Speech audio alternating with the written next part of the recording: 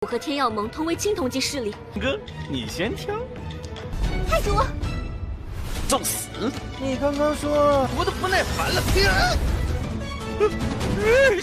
小的一定将话带。可没说让你完整。我的手。退下。道心崩毁。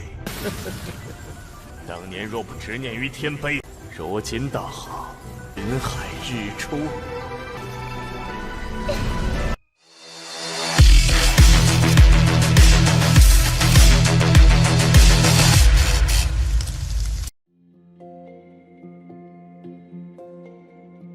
Halo semuanya, selamat datang di Ruang Sinema. Bagaimana kabar kalian semua? Semoga selalu sehat dan baik-baik saja. Sesuai jadwal, jadi pada hari ini kita akan kembali melanjutkan series Donghua Supreme God Emperor episode terbaru, yang mana ini adalah episode yang ke-592.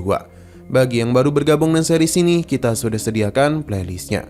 Jadi kalian bisa mudah mencari di mana episode awal dari series ini. Sebelum kita mulai episode terbarunya, kita akan melihat dulu apa saja yang telah terjadi pada episode sebelumnya. Tepatnya pada episode 591. Kemarin, Muyun bersama yang lainnya memasuki kawah dari gunung berapi. Semakin mereka masuk lebih dalam, mereka pun menemukan sebuah keanehan karena di dalam gunung berapi ini terdapat sebuah tempat rahasia yang dimana ada sebuah altar juga. Namun ada yang aneh pada dirinya, karena itulah Hidoyang pun diminta untuk melakukan pemeriksaan. Benar saja sesuatu telah merasuki diri Rengganggang, yang merupakan jiwa peri emas. Muyun tidak akan berdiam diri saja dan segera memberikan bantuan untuk menyelamatkan Rengganggang.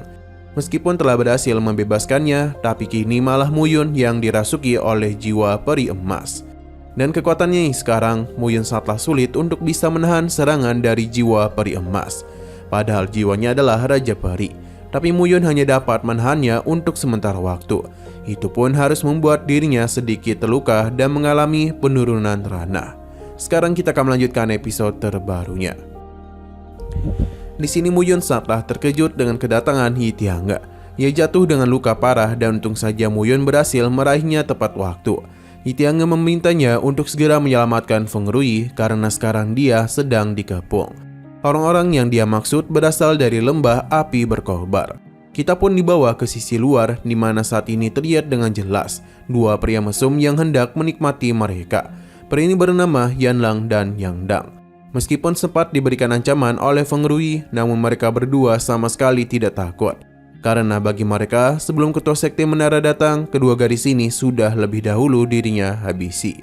Selain itu, sekte pedang satu daun bukanlah apa-apa. Selain itu, sebagai murid utama aliansi obat surgawi, kemampuan mereka hanya segini saja. Sebenarnya, lembah api berkobar dan aliansi obat surgawi sama-sama kekuatan tingkat perunggu. Jadi, gadis yang bernama Xiao Qinyu ini bingung mengapa mereka saling menghabisi satu sama lain. Sepertinya mereka berdua itu sangatlah suka menjadi anjing peliharaan dari aliansi Langit Tiga Kutub. Kedua pria ini tidaklah terlalu peduli dengan perkataannya, karena yang lebih penting mereka dapat mencicipi tubuh kedua gadis cantik ini. Selain cantik, kedua gadis ini juga memiliki bakat yang hebat, jadi merupakan sebuah keberuntungan bagi mereka.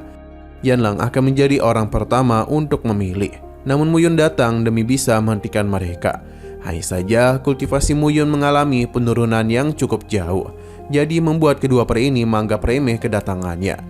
Muyun tetap melanjutkan perkataannya, di mana dia akan memilih Yandang untuk mati lebih dahulu. Serangan langsung saja dilakukan oleh Hidoyang.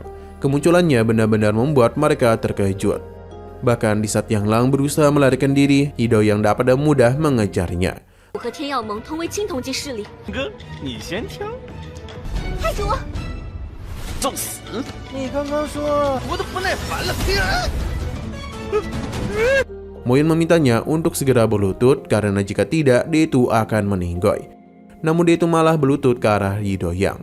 Tapi di saat Hidoyang berbicara, dia itu malah berbalik arah lagi kepadanya sambil memohon ampunan. Terlebih lagi, mereka sama-sama adalah murid berkekuatan tingkat perunggu. Namun Hidoyang memberitahu kalau dia merupakan murid utama dari aliansi Langit Tiga Kutub. Pukulan manja kembali dia berikan karena Yanlang harus berlutut di hadapan Muyun. Ia tidak tahu siapa Muyun karena bisa menundukkan master kuat dari aliansi Langit Tiga Kutub. Muyun menanyakan apakah dia memang adalah murid dari api berkobar. Setelah dia membenarkannya, Muyun meminta dia untuk memberikan pesan kepada kepala lembah api berkobar. Jika dia masih berani mengusik istana pedang langit dan sekte pedang satu daun, maka mereka harus bersiap dihancurkan oleh aliansi langit tiga kutub. Perkataan Muyun membuat Yi Doyang kesal karena dia malah menggunakan identitasnya. Yanlang paham dan langsung pergi, namun sebelum itu Muyun menghentikannya. Karena dia masihlah belum mengizinkannya untuk pergi begitu saja. Karena bagaimanapun Yanlang tidak akan pergi dalam keadaan utuh. Yi Doyang langsung saja mematahkan salah satu lengan pria itu, bahkan kultivasinya juga ikut dihancurkan. Setelah semua itu, Yanlang pun dipentalkan. Muyun bersama yang lainnya pun mengecek kondisi Feng Ruyi. Tapi terlihat dengan jelas kalau Yi Doyang benar-benar kesal karena diperlakukan seperti pesuruh saja. 可没说让你完整。我的手！退下。 Di sini Muyun memberikan bantuan untuk menyembuhkan Feng Ruyi dan Xiao Qinyu. Berkat air aneh miliknya, ia sangatlah mudah menyembuhkan mereka. Hanya saja kondisi Muyun masihlah belum terlalu baik, sebab peri emas terus menyerang jiwanya. Tapi meskipun begitu, dia teruslah memaksakan diri untuk menyelamatkan orang lain. Xiao Xinyu memberikan pil jiwa agung milik aliansi obat surgawi. Dia menyarankan Muyun untuk memakannya. Setelah Muyun menyerapnya, kita dibawa masuk ke dalam alam bawah sadarnya. Di mana saat ini ia masihlah terus memberikan perlawanan. Bagi peri emas, satu jiwa Raja Peri tidak akan bisa mengganggunya. Jadi lebih baik dia itu menyerah dan menjadi wadah dari jiwanya. Dan begitu ia tidak akan menderita. Tapi Muyun langsung menggunakan prestasi langit perebut 9 roh untuk bisa mengatasi peri emas. Melihat hal itu tentu saja membuat peri emas menjadi panik. Karena bagaimana mungkin dia memiliki 3 buah prestasi langit perebut 9 roh. Berhubung dia mengetahui 3 prestasi itu, Muyun pun meminta penjelasan darinya. Raja Peri Emas menyinggung tentang 3000 tahun yang lalu. Demi bisa menaklukkan prestasi itu, jalan kultivasinya malah hancur dan hanya menyisakan secuil jiwanya saja yang melayang ke sana kemari. Sekarang kondisinya sudahlah lebih bagus, namun kesempatannya untuk memiliki sebuah tubuh harus dihentikan oleh bocah sepertinya. Andai saja ia tidak terobsesi dengan prestasi langit itu, maka mungkin saja dia masihlah bisa menjadi seorang peri bebas dan menikmati hidupnya dengan sangat damai. Setelah jiwa peri emas tidak memberikan perlawanan lagi, Muyun langsung saja melakukan penyerapan terhadap kekuatannya. Di mana ini tentu saja membuat orang-orang di luar terkejut. Terlebih lagi, Muyun langsung mengalami kenaikan ke tingkat 7 ranah peri langit. 道心崩毁。当年若不执念于天碑，柔情大好，云海日出。 Sebenarnya Muyun bisa saja naik lebih tinggi, namun kekuatan peri emas terlalu besar, jadi dia harus menyerap secara bertahap. Yisuan dia panggil dan berdasarkan apa yang dikatakan oleh peri emas barusan, apakah prestasi peri emas yang dia cari kali ini adalah sesuatu yang dia kenali. Yisuan membenarkan apa yang Muyun katakan. Namun kita tidak dijelaskan apakah itu karena episode pada hari ini harus bersambung dulu. Tapi sebelum kita akhiri, seperti biasa kita akan melihat preview bagian selanjutnya. Anjing besar barusan telah berubah menjadi anjing kecil yang menuruti perintah dari Muyun.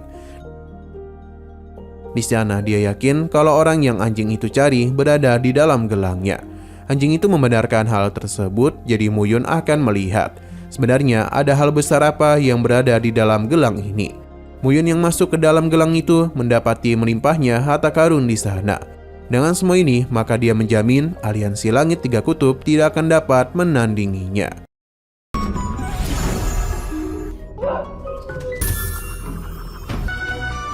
Oke, sekian dulu pada video kali ini. Untuk video selanjutnya akan segera hadir.